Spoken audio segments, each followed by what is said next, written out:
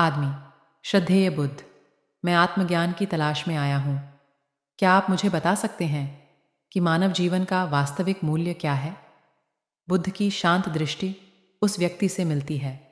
बुद्ध, मानव जीवन का मूल्य, यह एक ऐसा प्रश्न है जिसने कई लोगों को हैरान कर दिया है। मुझे इस मामले पर प्रकाश डालने के लिए एक कहानी साझा करने की अनुमति दें। जैसे ही बुद्ध अपनी कहानी शुरू करते हैं, आदमी ध्यान से सुनता है। बुद्ध, एक बार एक आदमी था जो एक कीमती पत्थर का मूल्य समझना चाहता था।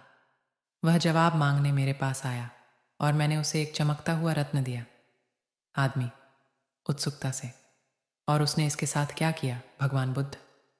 बुद्ध, मैंने उसे दुनिया में उद्यम करने और पत्थर के मूल्य का पता लगाने का निर्देश दिया, लेकिन एक शर्त थी, उसे किसी भी हालत में इसे बेचना नहीं होगा।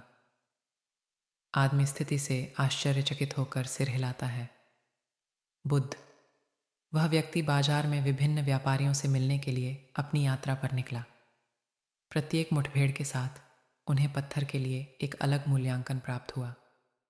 दृश्य में परिवर्तन होता है और व्यक्ति विभिन्न व्यापारियों के पास आता है।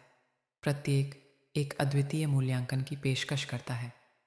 आदमी, संतरे बेचने वाले से, इस पत्थर की कीमत क्या है? संतरा विक्रेता, मैं तुम्हें बदले में 1 दर्जन संतरे दूंगा। आदमी एक सब्जी विक्रेता के पास जाता है। आदमी, विक्रेता से, और आपके बारे में क्या? सब्जी विक्रेता, मैं इसके बदले में आपको 1 बोरी आलू दे दूंगा। वह सुनार का काम जारी रखता है। आदमी, सुनार से तुम क्या सोचते हो? सुनार, मैं तुम्हें ढेर सारे सोने के सिक्के दूंगा। अंत में वह आदमी एक हीरा व्यापारी के पास जाता है। आदमी, व्यापारी से, क्या आप इस पत्थर का मूल्यांकन कर सकते हैं? हीरा व्यापारी, यह पत्थर, इसकी कीमत नहीं है। इसकी कीमत महज सिक्कों से नहीं आंकी जा सकती। वह व्यक्ति जो भ्रमित है फिर भी प्रबुद्ध है, अपने अनुभव साझा करने के लिए उत्सुक होकर बुद्ध के पास लौटता है। आदमी, मास्टर, मैं जिस भी व्यक्ति से मिला उसने पत्थर को अलग अलग तरीके से महत्व दिया, लेकिन इस सब क्या मतलब है?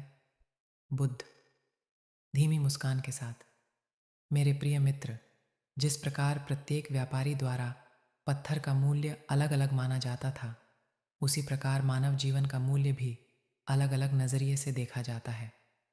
जब बुद्ध अपना ज्ञान प्रदान करते हैं तो आदमी ध्यान से सुनता है। बुद्ध, आपका वास्तविक मूल्य पत्थर की तरह भौतिक संपत्ति या बाहरी निर्णयों से निर्धारित नहीं किया जा सकता है।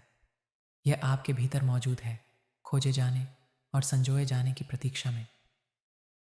बुद्ध के शब्दों को आत्मसात करते हैं। अब मैं देखता हूँ कि हमारा मूल्य दूसरों द्वारा नहीं, बल्कि हमारे भीतर चमकने वाली रोशनी से परिभाषित होता है। बुद्ध ने पुष्टि में सिर हिलाया।